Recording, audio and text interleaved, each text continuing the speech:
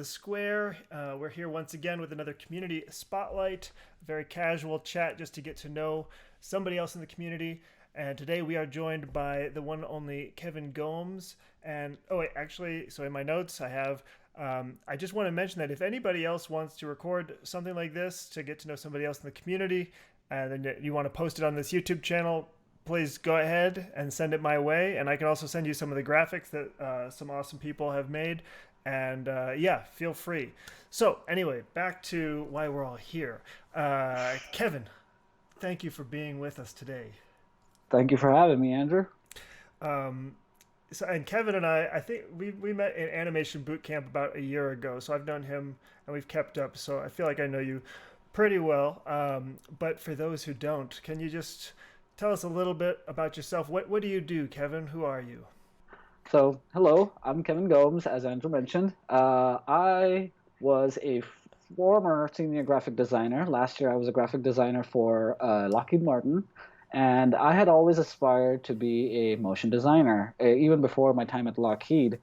And I was, taking odd YouTube classes, not YouTube classes, but just looking at YouTube videos and stuff to see if I could, get a hold of this whole motion design thing. And like Joey says in his videos, yeah, you need to like learn the principles of why you're doing what you're doing in order to do some really decent, good motion design work. So that's where my journey started into School of Motion and becoming a motion designer. So currently, right now, I am trying my best to go freelance, but also continue my journey as a student of the motion arts, of the dark arts, and become as good as Andrew and some of the other as SOM Square community members. You might want to just set your sights a little higher, dude. Just throwing it out there. No, I just, want to do the best that I think I'm capable of, and I think I'm getting there. But I think I need, yeah, just one or two more courses, which I'll be doing again in October, expression session, Oh and yeah, yeah, and expression then session hopefully fall 2021 is going to be awesome. I'm taking it. it's Kevin's gonna be taking fun. it. Everybody out Yeah, there a couple watching it of should take it. It's going to be great. yeah, expressions do change your life at least a little bit. So yeah, I currently am trying to go freelance, and I'm also taking concurrently taking as many classes as I can with SOM, just because their quality is unparalleled and unmatched. And I just love learning alongside people who are passionate about motion design the same way as I am, and Andrew's one of them. So yeah, that's I've been in the graphic or the creative industry for the last 10 years. I started off as a t-shirt designer. Oh, did you print that For yourself? No, but one of my jobs was in my company or the small business that I worked for was to research our competitors. But then I felt bad, like, basically not ripping off, like taking ideas from people's designs and like, making this company profit. So I purchased the competitors' work because I Hmm. was like, oh man, that's a really good design. So I'm just gonna buy it. But anyway, so I was a graphic artist for the longest time. And then I kind of wanted to move on, the next step in my career. I quit my job without anything and without any backup, and I worked hard for 5 months to get my portfolio up to start applying for a graphic design job.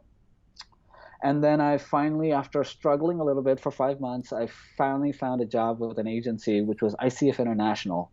That was one of the key moments where I was like, okay, I think I'm making it, and that's where actually my honest to God journey into motion design started. 1 year working as a production artist over there, uh, I was put on a team of a motion designer, or a team consisting of two motion designers. One was an art director, and one was the actual motion designer, and her name is Melanie Dorn, who changed the trajectory of my career.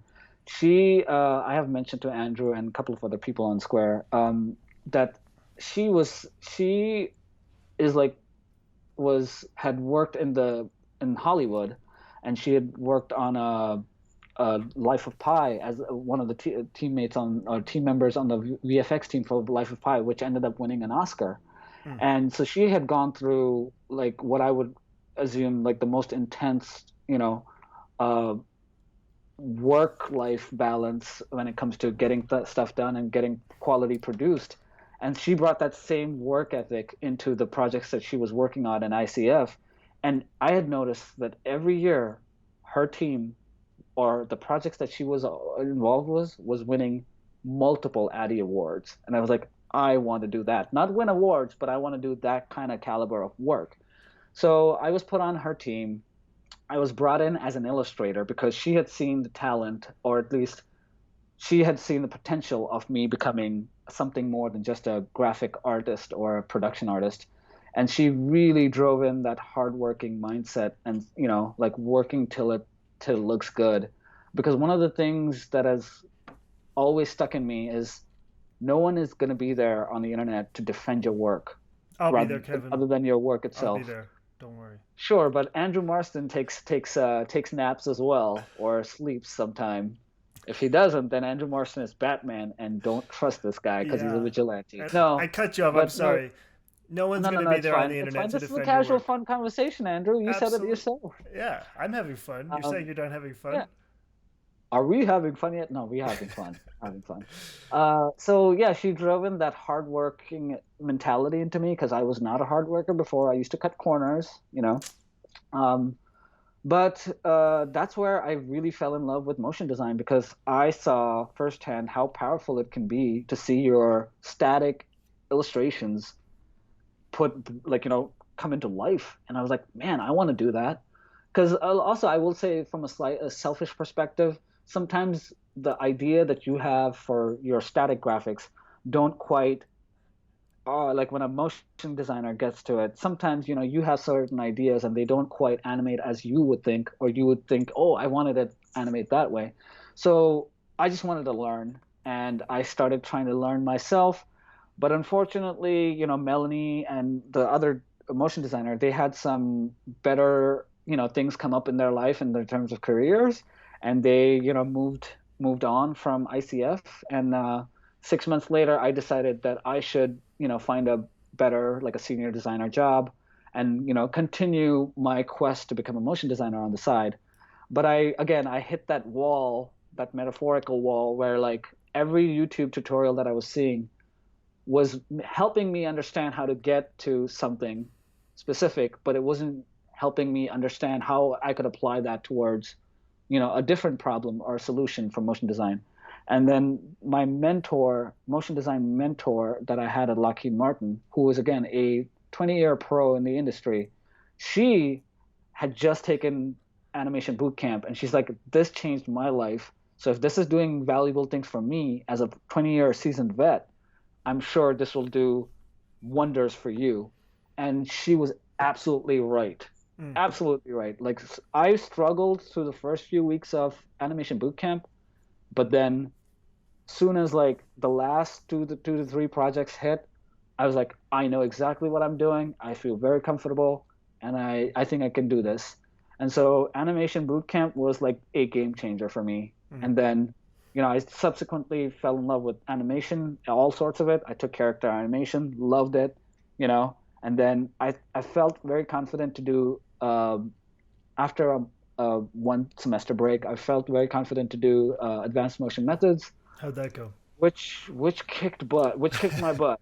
Let's say it humbled me. I coming in from animation boot camp and character animation, I was like, yeah, I got this. I was like, oh no, I do not got this. I don't got this, or I've never had any of this. But again, it was the same kind of motions that I went through, just in a different year, where it was kicking my butt, but I hung in there, I did whatever, and now I am slightly more confident that I can do it than saying, hey, you know what, I can do what Sander does. No. So that's my little spiel in a nutshell about what I do. Yeah, thanks. And I think I did skip a step here. Where can people find Kevin Gomes on the internet? So I have yet to step up my sharing my work on the social media game, so stay in tune for that. But in the meantime, you could check my work out on kgomesdesign.com.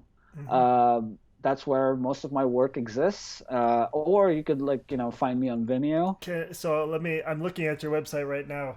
Yeah, Wait, can you also pull it yeah, up on yeah, your end? And then I don't think I can sure. screen share. Yeah, yeah, yeah. Keep going, keep going. Oh, there it is. Can you?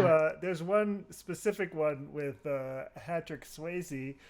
Oh yeah, What's let's go the? through it. First of all, it's well illustrated. It's great, but what's the story there? Okay, so sorry. One of my friends, coworkers in ICF at the time, was a big hockey fan, and he plays hockey, street hockey on the side or stuff. And so I expressed that I love hockey as well. And then, when I got a chance to work with him, graphic design related, he was like, "Man, can you design a logo for my hockey team?" And I was like, "Yeah, sure. What's the hockey team called?" He said, "Oh, it's Patrick Swayze." And I fell in love with that idea. I immediately had this in my head, but I Hmm. didn't want to take away from his idea. So I asked him, "What's your idea? Like, do you have a?" He's like, "No, we just want something like kind of sort of 70s or 80s themed in terms of color or looks and feel." And I was like, "Okay, I got this great idea. Let me pitch it to you." So I came up with this idea where, we have a shirtless Patrick Swayze. I think the still was taken from his amazing movie Roundhouse. Is that Roundhouse? I think that's the name. So yeah, I photoshopped Patrick Swayze.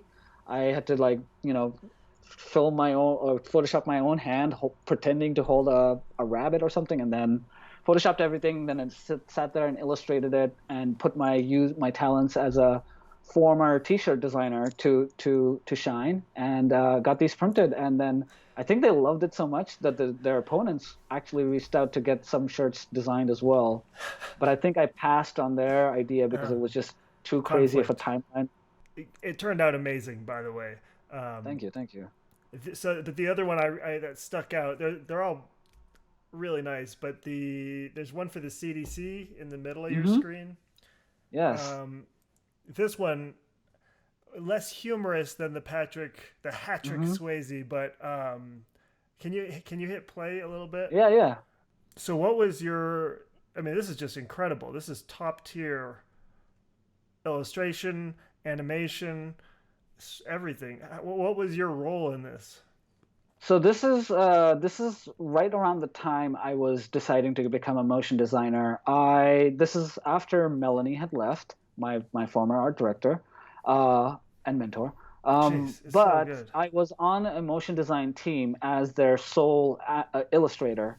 So this was a good stepping stone because I was working with. So I was, to be clear, I was only the illustrator for this project for the CDC, but I gained valuable insight and knowledge as to how to prep files for motion designers because it was nowhere close to how I used to make my files for screen printing or for just, graphic design in general. That's. So, yeah. Can you give me like just one tip for if you're gonna make an illustration in Illustrator to be handed off to an After Effects artist? What's one thing that you hope people would I keep in can give mind? you two things in conjunction because that's A what bonus the two thing. things that I dealt with over here. Clipping masks do not work in After Effects. Uh, and then any kind of Photoshop effect, because Illustrator has vectorized effects and then they have raster effects. Any kind of raster effects that you have in Illustrator do not always translate or carry over well. If you have like just layer effects, like if you have a multiply or if you have a soft light or something, Hmm. those effects don't always translate well, and they look really weird in After Effects. So it's best to either flatten or do whatever it takes to get. So like a lot of times you would have to like bring that into Photoshop, flatten it all out, and then give it. In which case, it's better to just build it in After Effects and then deal with animating it in After Effects and that end. So those two would be my two most top tips.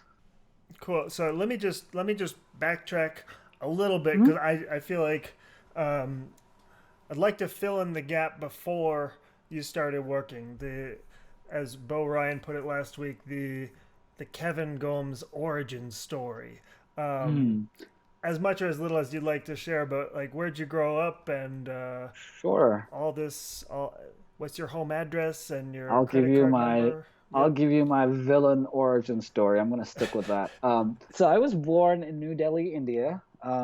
I grew up there for the first 16 years of my life. Wow, 16 I years. I yeah, I moved here or I immigrated here when I was 16 years old. My entire family, including my cousins and all, we all like were granted our visas because we had applied for it a long time ago.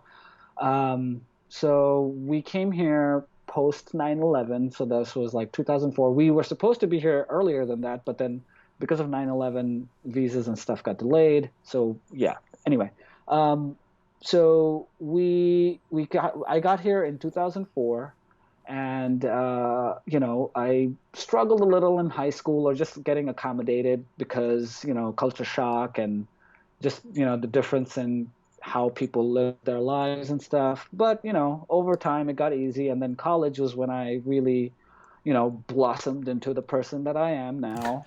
um, uh, no, it's a lifelong process. But in college I was studying architecture first. Did one semester of it, hated it. I felt it was very restrictive and zoning codes and all that stuff I don't want to deal with. Um, I'm kind of sort of would say I'm a rule breaker. So like once I learn the rules and Hmm. adhere to it, I try to break them, but purposefully and for the purposes of artistic creativity. I liked art a lot. I actually was considering heavily becoming an art teacher or professor, but then I didn't want to go through the whole MFA and getting into further debt. I was like trying to pay off my debt as I was going through school. So MFA was something that I passed on. Now we'll see. Someday I'll come back to it. But I decided, okay, you know what? Let me see what printmaking is about. Maybe I can make some sort of living out of just my love for printmaking and shirts and all that stuff. So I started designing shirts. As I said, mentioned before, I was working for a very small family-run business, and I ran into trouble over there. And this is where I guess I could like share a little bit of like, some of my I guess lowlights instead of spotlights. Oh, did you watch the Bo Ryan one? Because that's what I was going to ask Yeah, you about was yeah, lowlights and highlights. I was going yeah. to make it about your career, but you can make it about whatever you want. Well, this is kind of sort of career Okay. related. Yep. Yep. So, since it was a family-run business, they didn't have like copy editors or copywriters or anything. So a lot of the, text stuff that came through that we had to get printed on shirts, I was like the last person seeing it in terms of putting it into the artwork. And I thought that, you know, this is a family-run business. Everybody would like look at it finally and say, "Oh, there's a typo or there's something wrong here." And apparently, that job was my job, which I wasn't aware of or I wasn't told. So, like, there were a lot of times where I had typos, either of my own doing or me copying, pasting what client or the salespeople had given. And there were a few times where, like, typos were missed on my behalf, which again, I'll admit to, I should have run spell check or something. But I will also say, like, there were a lot of times some of the people printing it saw that, but they didn't say anything. I was like, well, Oof. dude, how could you, like, a good funny example, and I'll give you a non-funny example as well. A good funny example was, and this didn't apply to jobs, but applied to jobs that I was looking. So as I said, I was in the t-shirt printing industry, right? And when I was looking to apply for graphic design jobs, I was like typing in like, oh, I worked on t-shirts, and one of the biggest, worst typos I made was I typed in T-shit instead of T-shirt. And I was applying for like another T-shirt printing company or something. And I was like, Uh, and the funniest thing is I do my best proofreading as I hit the send button. So as I was clicking send, I see the words T-shit being sent. I was like, oh my God, I am never even gonna bother to follow up with these guys because, like, you know, yeah, my efforts have gone to literal shit. So yeah, that's one of those situations where you're like, do I try to fix this or do I just like sweep it under the rug and just know that that is a bridge burned? Did they ever get back to you? no, no, no, no. I didn't burn a bridge, but I think I took a massive shit on that bridge. So Anyway, No one's gonna sorry. want to Pardon cross my that. language. Pardon Yeah. my French. I think another one where this was definitely on me, and I will admit this was completely my fault. Hmm. I was doing an event for an outdoor uh, s- uh, race, right? I forgot what the part of the title was outdoor, and I had an extra O in the door part, so it was outdoor. And It's just really outside. That's what it is. yeah, really, like we run, but we're really running Yeah, we're not outside. outdoors. We're like Yeah. outdoors. So that one I will say was like 100% my fault, and I ended up like paying out of my paycheck for the shirts that printed. Like it was like that time it hurt. It was like $700 or something. Ouch. So those are some lowlights. Like that got me into a lot of hot water with them, and like almost like I thought I was gonna be fired like very soon. So that's when I decided, like, hey, this is probably not the place for me to be, just because again, it's not my job to proofread and stuff. I should, and as good measures, I do now. But back then, I was a young kid coming out of college. I had all these aspirations to be like the best illustrator or whatever. So I didn't care if like what something read like, as long as it looked cool visually. And the funny thing is, coming back to the outdoor one, the funny thing is, final approval was by the president of the company and the person who sent me that. So they both saw it. They both approved it, but they didn't catch it themselves because it was such a stylized design. It was just like, a client. Even like the printers didn't catch it. The salespeople didn't catch it. It was like a client on the day of selling it caught it. So anyway, doesn't Ouch. matter. Point is that was the one of the low lights, and I Let's have learned a some lot. highlights though. Yeah, and Yeah. and I was coming. I learned a lot from that experience, and I learned to be very mindful of the work that I put out. Because again, from what my former mentor has mentioned, you want the work out there to be pristine, clean, precise, and Hmm. as error free. And I think a lot of people, a lot of well-respected people on SOM have mentioned in a similar light or in the vein of things, you want to be accountable for every single keyframe, like no bad frames, right? I think I heard Kyle say that. No bad frames. So like you want to be 100% accountable for everything that you touch and put your efforts into, because like that reflects on you when you're not there to um, value defend your work has to do it for you. Hmm. So coming to that, for highlights, one of my biggest highlights I think was the CDC piece that you see or we're watching, which my team won a Addy Award for illustration. And so Oh, well, that's you. I no, because I did get help and assistance from the two motion designers that were working on this, Mm. because I actually left ICF midway through this was being done. We had done most of the illustration, but like the final few frames had to be illustrated, and I didn't get a chance to do that because uh, I had already signed with, or not signed, but I had put in my 2 week notice Mm. and moved on to Lockheed Martin. So Yeah. this was like a transitionary thing. But one of my other highlights was a an infographic that I designed, and this was solely done on napkins I saw because this.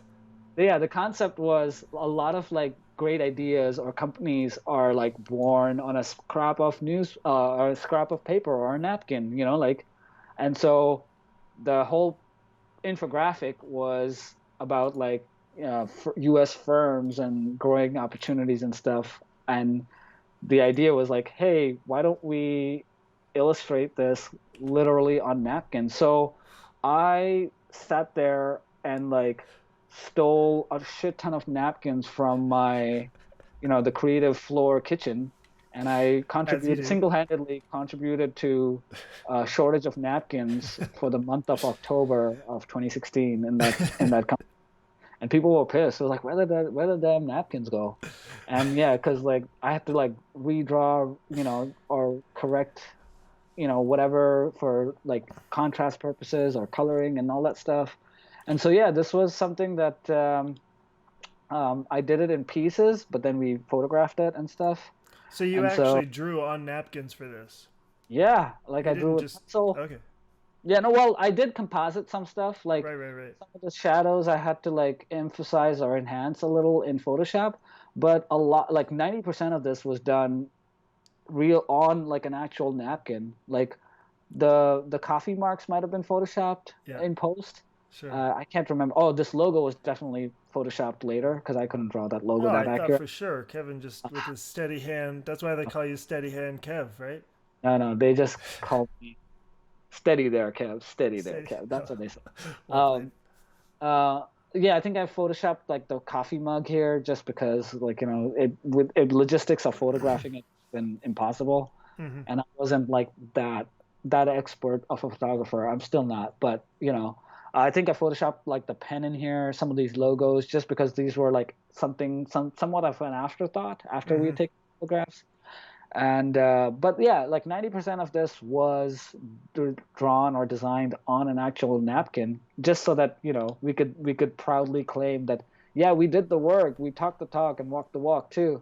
It And turned out great. It looks yeah, beautiful. and again, I won an Addy Award for this. So this one, I was a sole recipient of this, which I'm Ooh. proud of. Did you get a Uh, trophy? yeah, Is that actually, I have it in here somewhere. I I don't display it because why am I oh, going to display the trophy to myself? But I you're have too it there. humble. Because I It was was like, man, he should put that next to his cat bed, you know? oh no, my cat's gonna knock it off and it's gonna break because it's like a glass trophy. So Oh, no, yeah. Props for finishing the AMM Seed and Stem project, the final project. I myself never finished it, and yours turned out beautifully. no, no. But see, hey, listen. This is where I'm gonna take a pause for myself.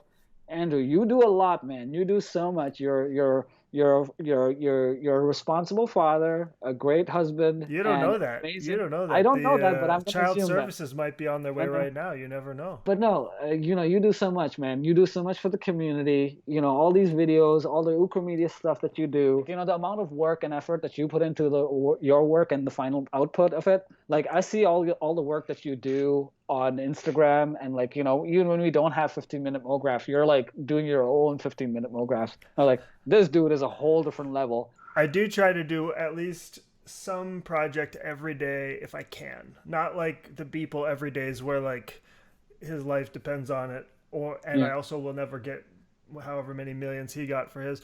But just to keep the skills sharp, and often I'll have like some idea in my head, like some technique. Yeah, I just try it out. All joking aside, your watching your work, watching your process has been quite inspirational, and it also motivates me. Like I'll be honest, like before you asked me to like jump on a 15-minute MoGraph thing and like film each other, I had I'm well, like still kind of sort of shy, but I just didn't like I was never fully motivated to do them like all the time. Like the first few instances of the 15-minute MoGraph, I kind of like like I'll skip it. But then once I started doing them and seeing how much like you'd put in and some of the other people that put in effort into it, and it's like once I did it and I was doing it successfully and I was getting faster because I started with like 25 minutes, then went down to 20, then 17, and then when I was hitting that 15-minute marker consistently, I was like, man, this is good, this is fun, and I noticed a change, like a significant change in like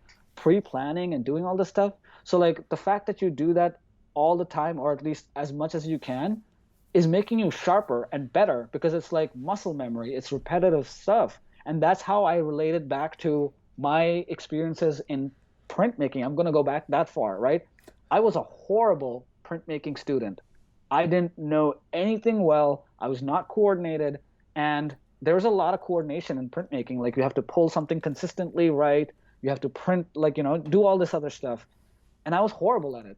But through a lot of directed focus and training, I got decent and good at it. And now I can say, like, I am pretty darn good at printmaking. One thing I can say, I am pretty darn good at printmaking, right? If you want something screen printed or like you want to do lithography, intaglio, woodcut, I can do it, right? And I want to get to that same level with motion design. And Hmm. I see you as a person who like knows exactly what he does. Again, I'm not going to take any excuses from you because I've seen you explain expressions. I've seen you do your thing. And I am amazed that you can do stuff with the keyboard much faster than you talk. So that is the level that I'm trying to get to, because if I can animate that fast, then I can like do any kind of project. Well, thank you. I'm terrible at receiving compliments, but I appreciate it. Just take it, Andrew. Just take it and run. It's interesting though. So it's really interesting to me to hear you say that because, from my perspective, there are people out there who I look at them and their work, and I'm like, geez, I am so far from that. So you've gone over your highlights, lowlights. I think in my notes it just says anything else. So Kevin, is there anything else you'd like to say to the millions of people who are probably going to watch this? Um, all I'm gonna say is as I said, I've said it before, and I'm very glad and happy to have again the likes of yourself, Andrew, and so many other people that are constantly making an effort to be a presence on Square and engage and interact with people, and SOM in general. And just like I feel like we've hit a very sweet spot with people in the motion design industry, at least with SOM and Square, and like yourself and myself, we are there trying to help each other, also have fun. Like sometimes things can become boring when it's not fun or feels like a job, or if you're just answering pointless questions or countless questions one after the other. But like things like 15-minute MoGraph or the MoGraph games, or just like hanging out and doing stuff like this is so much more meaningful, and building up the community itself is just fun. It gives you a sense of belonging. And so all I'm gonna say to everybody else who's watching, which is be just like you and me, Andrew, watching each other or whatever, I don't know. Uh, let's just keep doing whatever we're doing and try to, like you said, do better. So, All it, right. Well, on that beautiful note, thank you, Kevin, for taking the time to join us. I yeah, hope everybody knows you a little bit better now. If anybody needs a top notch illustrator, motion designer, please hit Kevin up. He's a great guy. And yeah, thanks, Kevin. all right. Thanks, Andrew. See ya.